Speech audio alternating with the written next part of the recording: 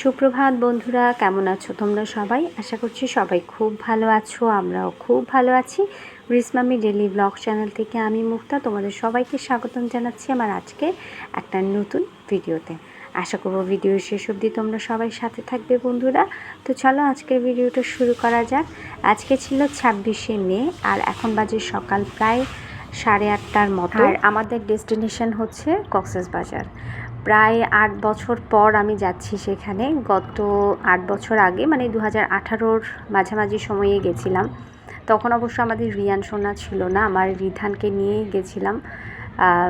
কিন্তু এবার আমি রিয়ানকে সহ নিয়ে এবং আমাদের সাথে আরেকটা সুইট কাপেলও আছে, যাদেরকে তোমরা একটু পর হয়তো বা দেখবে ভিডিওতে। তো আমরা মোটামুটি 2 ফ্যামিলি যাচ্ছিলাম কক্সবাজারে। তো যেহেতু তারা নিউলি ম্যারিড কাপল, তাদের সাথে যাচ্ছিলাম। আসলে এখানে মানে ওই বলে না যে কাবাব মে হাড্ডি, আসলে ব্যাপারটা কাবাব মে হাড্ডির মতোই হয়ে গেছিলো। মানে নিউলি ম্যারিডের সাথে আমরা সহ যাচ্ছি, আসলে ওনারা আমাদেরকে ছাড়া যাবে না এবং আমরাও আসলে মানে যাব করছি, যাওয়া হচ্ছিল না। আর আমাদেরকে পুরো ট্রিপটা প্রোভাইড করেছিল হচ্ছে আমাদের সেই দাদাটা। তো যার জন্য মোটামুটি আসলে না গিয়ে পারা গেল না। তাই এই বছরের মাঝখানে যদিও বা বাচ্চাদের পরীক্ষা সামনে, কিন্তু তারপরেও ভাবলাম যে না, 2 দিন থেকে আসাই যায়। তো ওই জন্য আর কি সবাই মিলে চলে যাচ্ছি সেখানে। তো যেহেতু রিয়ানের এবার একদমই ফার্স্ট একটা ট্রিপ, এর আগেও গত বছর গেছিলো বান্দরবন, কিন্তু কক্সবাজারে এই প্রথমবার যাচ্ছে, তাই সে খুব হ্যাপি। আর মোটামুটি আমরা কিন্তু 2:30টার দিকে পৌঁছে গেছিলাম। আর প্রচণ্ড পরিমাণ বৃষ্টি ছিল বলে গাড়িটাও খুব স্লোলি চলেছিল। মানে প্রচণ্ড বৃষ্টি ছিল। তো যার জন্য মোটামুটি 5 ঘন্টার মতো সময় লেগে গেছিলো। আর এখন বাজে প্রায় 2:45টার মতো।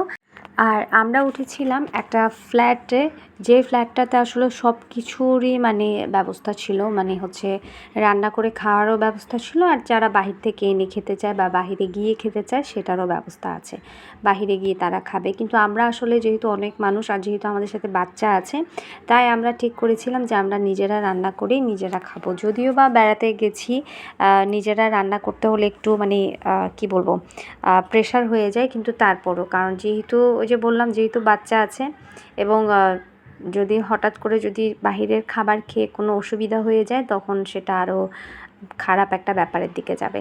তো ওই জন্যই আর কি আমরা রান্না বান্না করে নিজেরা খাওয়ার ব্যবস্থা নিজেরাই করেছিলাম। আর এদিকে আমাদের খাওয়া দাওয়া মোটামুটি রেডি হয়ে গেছে। এখানে আজকে দুপুরের লাঞ্চ মেনুতে ছিল সালাদ, সাদা ভাত, ফল দিয়ে চিংড়ি, ডিম সিদ্ধ আর চিকেনের তরকারি। এই ছিল মোটামুটি আজকে দুপুরের খাবারের মেনু। এগুলো কিন্তু আগে থেকে রেডি করা ছিল, একদম ডিপে মানে রাখা ছিল, জাস্ট এখানে এনে আমি গরম করে নিয়েছি। খাওয়া দাওয়া শেষ করে আমরা আর রুমে বসিনি। খাওয়া দাওয়া শেষ করার পর একটুখানি সবাই আড্ডা টাড্ডা দিয়ে এখন বাজে কিন্তু প্রায় 5:30টার মতো আমরা বেরিয়ে গেছিলাম একটুখানি বিচে যাব। আসলে আরও কিছুক্ষণ আগেই বের হতাম, কিন্তু ওই যে একটা লং জার্নি যেহেতু গেল, তো সবাই একটুখানি টায়ার্ডই ছিল। রিয়ানেরও একটু টায়ার্ড লাগছিল, তাই ওকে একটু রেস্ট করিয়ে তারপর আমরা বিচে ঘুরতে এসেছি। আর বিচে ঘুরতে এসে দেখি, আমি মনে করেছিলাম যে রিয়ান পানিতে মানে নামবে না, ও পানিকে কিন্তু খুব ভয় পায়, বাসায় হচ্ছে পানিকে খুব ভয় পায়, কিন্তু দেখলাম না, ও খুব এনজয় করেছে। মানে এই সাগর পাড়ে গিয়ে জলে পা চুবানো, জল দিয়ে খেলা করা, সব কিছু মিলিয়ে খুব আনন্দ করেছে, খুব এক্সাইটেড ছিল ও।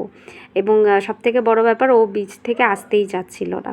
তো যাই হোক, মোটামুটি আমরা এই তো বিকেলবেলায় একটুখানি বিচে ঘোরাঘুরি করলাম, একটু বাদাম টাদাম খেলাম। এই তো এইভাবে মোটামুটি আমাদের ফার্স্ট ডেটা কিন্তু স্পেন্ড করলাম। আর এই হচ্ছে আমাদের সেই দিদি, যার বিয়ের পর আমরা সবাই মিলে ঘুরতে এসেছি। দিদিকে একটু পরিচয় করিয়ে দিই। দিদি হচ্ছে আমাদের রিধান এবং রিয়ানের টিচার, স্কুল টিচার। তো ওনার বিয়ের পর ওনার সাথে এমন একটা সম্পর্ক হয়ে গিয়েছে এখন যে উনি আমার পুরো পরিবারের একজন মানুষ হয়ে গেছে। তো ওভাবে করে আর কি খুব ভালো একটা সম্পর্ক যেহেতু, তাই আর কি আমরা একসাথে ঘুরতে এসেছি।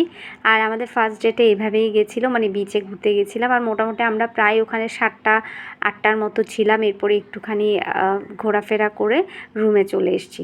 তো এই ছিল মোটামুটি আমাদের আজকের ফার্স্ট বন্ধুত্বের ঘোরাঘুরি কেমন লাগলো অবশ্যই জানিও বন্ধুরা। আর তোমরা এই বন্ধে কে কোথায় গিয়েছো সেটাও কিন্তু অবশ্যই জানাবে।